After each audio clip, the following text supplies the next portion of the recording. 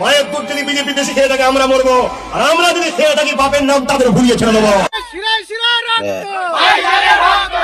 মিটাচ্ছে তাদেরকে নামাতে আমরা যাবো, রাজি আছে।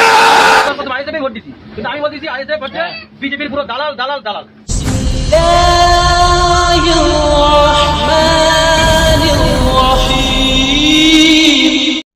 আসসালামু আলাইকুম প্রিয় দর্শক, আমার নাম মোহাম্মদ আব্দুল হাবিব মন্ডল আর আপনারা দেখছেন হাসিম মিডিয়া। আমাদের ওয়েস্ট বেঙ্গলের কিছু অন্ধ ভক্ত আছে যারা দুটো পীরজাদার ভক্ত হয়ে অন্ধ ভক্ত এতটা ডুবে গেছে যে তারা জন্ম থেকে নিয়ে এই পর্যন্ত সমাজে মানুষের সামনে সেই তাদের মতো এরাও মিথ্যা প্রচার করে করে বেড়াচ্ছে। সর্বপ্রথম আপনারা এই ভিডিওটা দেখেন, তারপরে এর বিস্তারিতটা আমি আপনাদেরকে জানিয়ে দিচ্ছি। পুরো দেশ জুড়ে বিভিন্ন জায়গায় আন্দোলন চলছে, সবাই আমরা একসাথে হয়ে অন্য রাজ্যের মানুষদের এক হয়ে আমরা যাব দিল্লিতে, রাজি আছেন না? নয়, দিল্লিতে শুধু চিল্লাতে যাব না, দিল্লিতে শুধু চিল্লাতে যাব না, যারা সংবিধান ও দেশকে মিটাচ্ছে তাদেরকে নামাতে আমরা যাব, রাজি আছে। ভিডিওটা আপনারা দেখলেন, এবার এই ভিডিওর থাম্বনেলটা দেখেন। এই ভিডিওর থাম্বনেল লেখা আছে সিজেপি ডাকে দিল্লিতে যাব, এ কি বললেন ওইতি।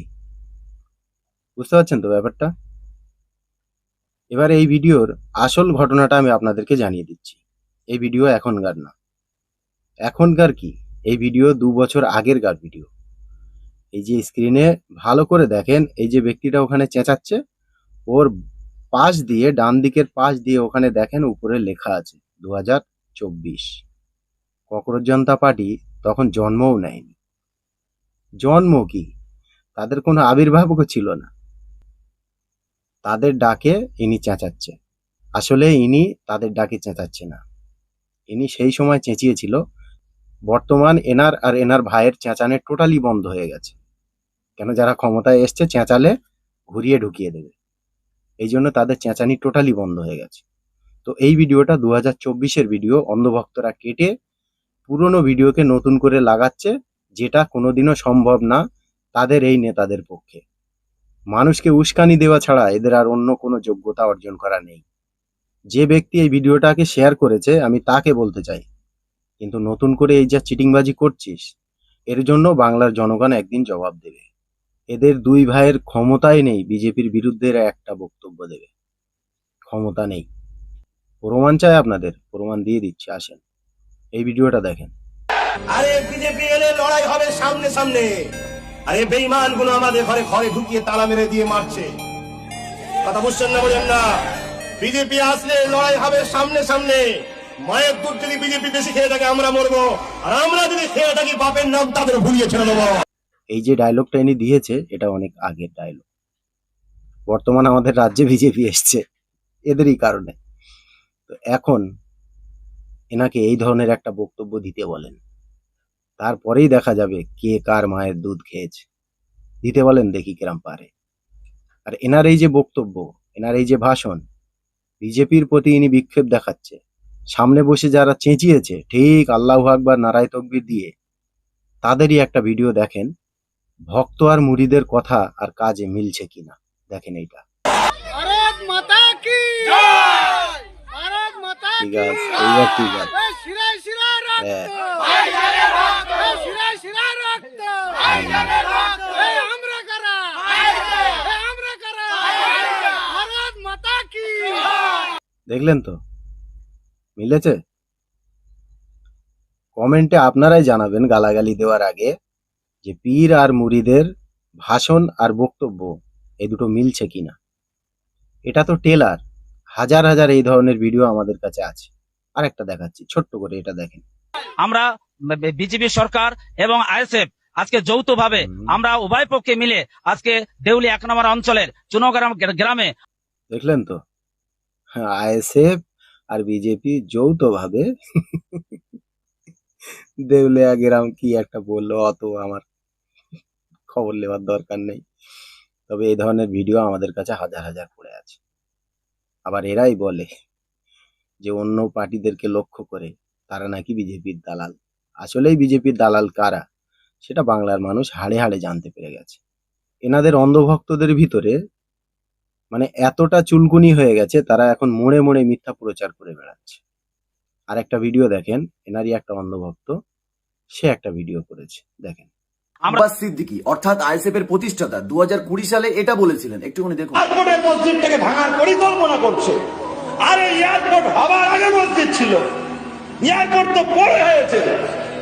এতদিন ফ্লাই উঠছে নামছে, কোনো অসুবিধা হয়নি, আজকে অসুবিধা দেখা দিচ্ছে। এই ভিডিওটা অনেক আগের ভিডিও।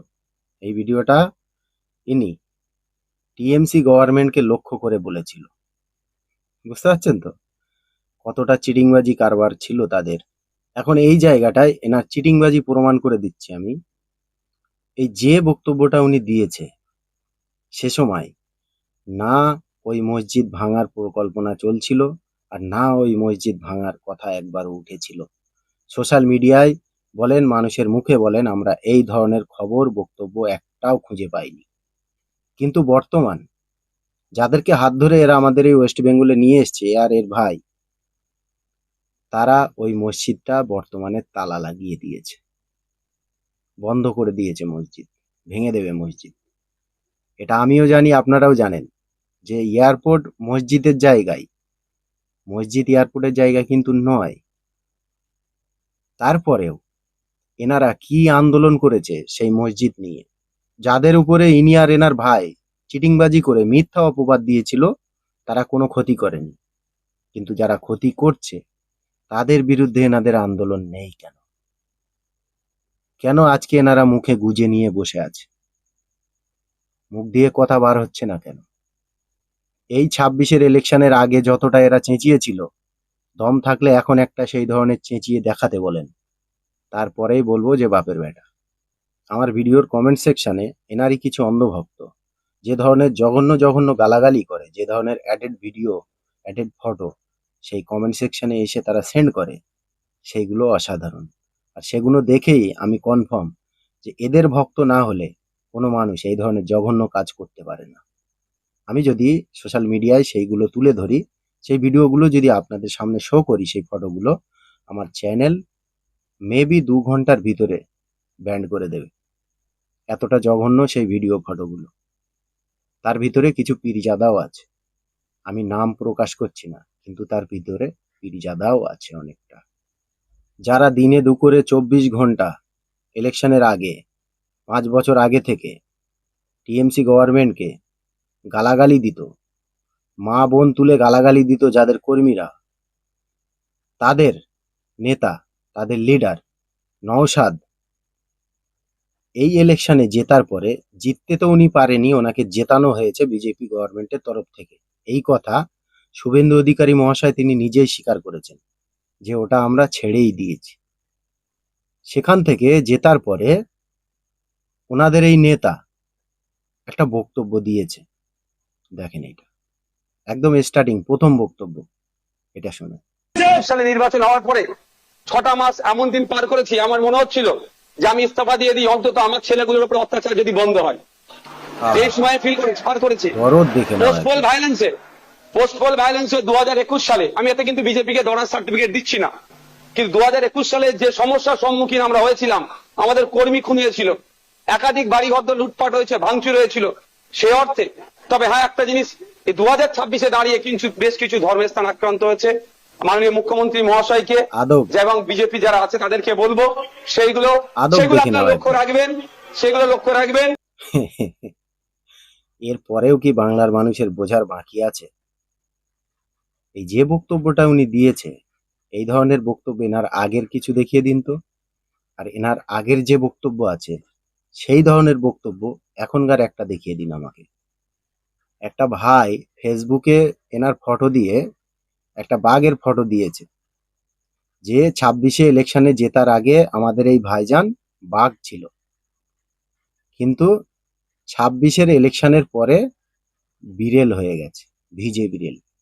আমি ভাইটার নাম বলছি না, কিন্তু এই ফটোটা এডিট করে সে ফেসবুকে ছেড়েছে।